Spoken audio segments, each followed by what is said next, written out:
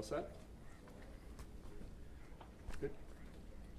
I'm Peter Cutler, Senior Vice President of Communications and External Affairs here at Erie County Medical Center, and we're here today to provide you with an update and briefing on the patients that have been transported to Erie County Medical Center from the crash incident on the New York State Thruway earlier today in Pembroke. Our first speaker will be our Chief Medical Officer, Dr. Sam Cloud, who I'll also note has been a lifelong emergency department physician himself, and he'll be the first to speak. Dr. Cloud. Good afternoon. First, my prayers are with the patients and their families after this terrible incident. I want to first thank my colleagues in the pre-hospital professions, police, fire, and EMS. They rapidly worked to give the patients in this incident the best chance at recovery. ECMC is the only adult level 1 trauma center for Western New York. We plan, we train, and we are prepared to implement our plans for mass casualty incidents, which we proved today. We rapidly evaluated 24 patients from this incident this afternoon. I want to thank my colleagues from trauma surgery and emergency medicine and others who helped rapidly decompress our emergency department so that we could efficiently treat the influx of injured patients. Also, thank you to several ECMC ER doctors who actually went to the scene to help triage patients at the scene.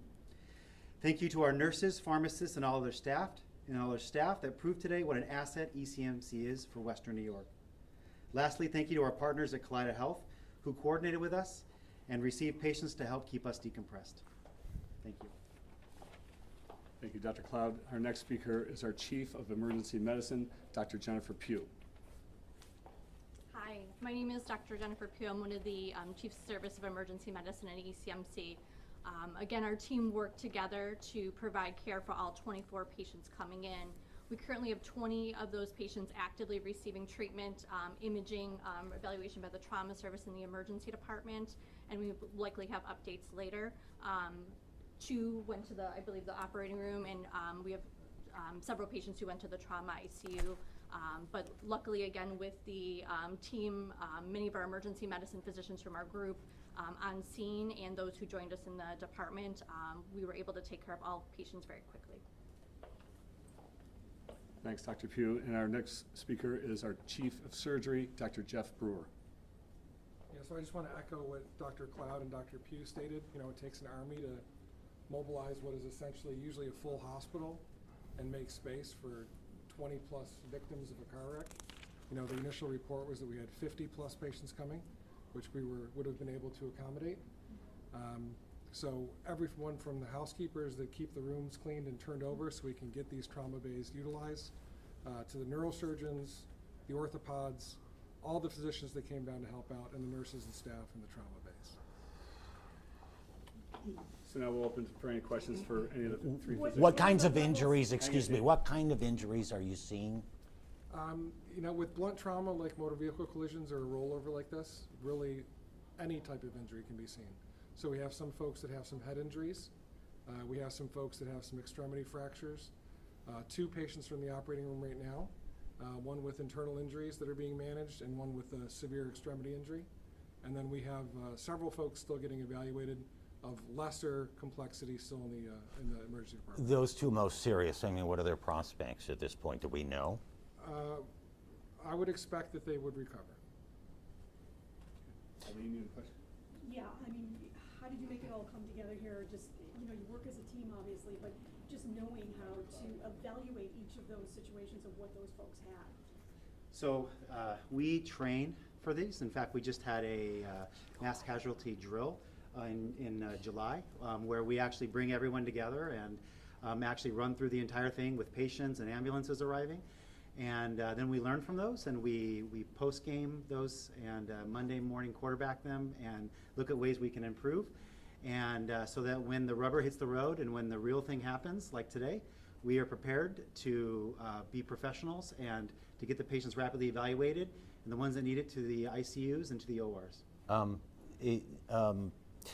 At the scene, this tour bus came from Niagara Falls. I'm not sure which Niagara Falls, but it came from Niagara Falls to New York City, and we were told it was loaded with people that were from the Philippines, from the Far East, from India. There was a language barrier. I would imagine some of those folks are here, and could you talk a little bit about how you're dealing with it? Or is it become an issue for you, and how did you deal with that? Many of the patients were bilingual, so they were able to provide some history in English. And then we also actually utilized all of our translation services through the entire hospital. We had brought down, so we had over 15 or 20 translation devices, actually more translation devices than patients arriving available. Sure. I know you train for this all the time. Have you ever had a mass casualty incident with this many patients at once? It's been a long time. Yeah, I can. Can you recall remember any others that one here? without- Maybe not this many patients. Okay. You know, but on a microscopic scale, we do this every day, right? So any patient that comes in here from a car wreck or a gunshot or a fall, they're evaluated in the same way. So you're just multiplying that. And we use force multipliers by bringing all the assets we have in the hospital. So we bring all the residents down on the surgery they're in the hospital that may be on other services. All the orthopedic physicians and their residents came down.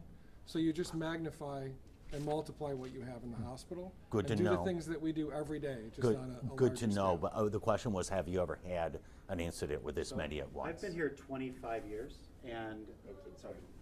I've been here 25 years. This is, and as Peter had mentioned, I'm also a member of the Department of Emergency Medicine.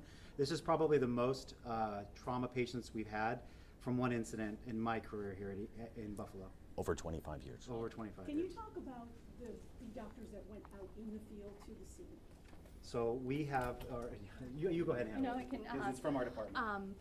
So UG Emergency Medicine, we cover multiple different sites, including ECMC, but we're fortunate to have an EMS division, and that group works directly with our EMS staff, and they actually deployed themselves right onto the scene. So I believe we had 6 physicians from our group there helping with the triage of patients. So they're able to go directly to the bus, actually help the EMS crews decide how serious the patient's injuries are.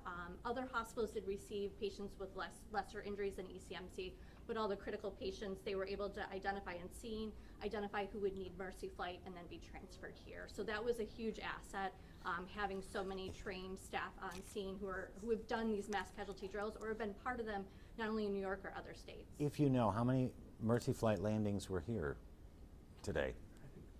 I believe we had 4. 4, yeah.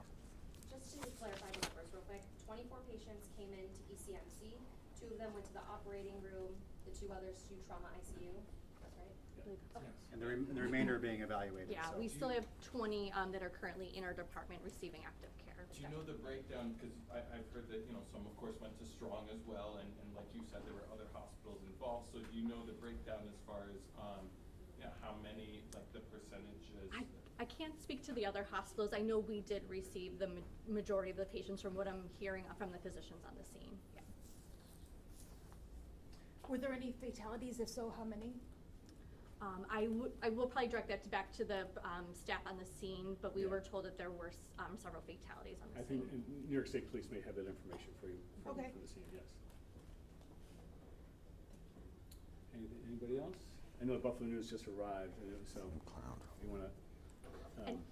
And I think to reiterate, I know this question was asked, but we were able, with the new emergency department, we went from a very small department in the old hospital, but now we have a 53-bed emergency department. We have 4 large trauma bays. We were actually able to clear every room with the help of our medicine colleagues so that if we did receive all 50-plus patients, we would have been ready.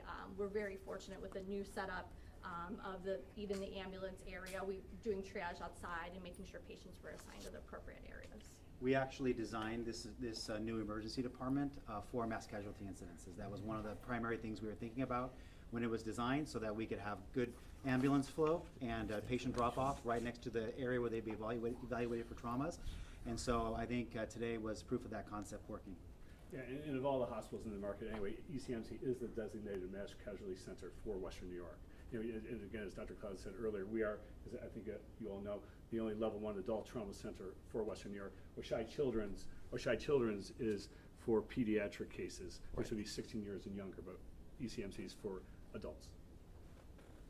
Yeah. Any other questions? Thanks, everybody. We appreciate it. Thank you. Thank you. And thank you.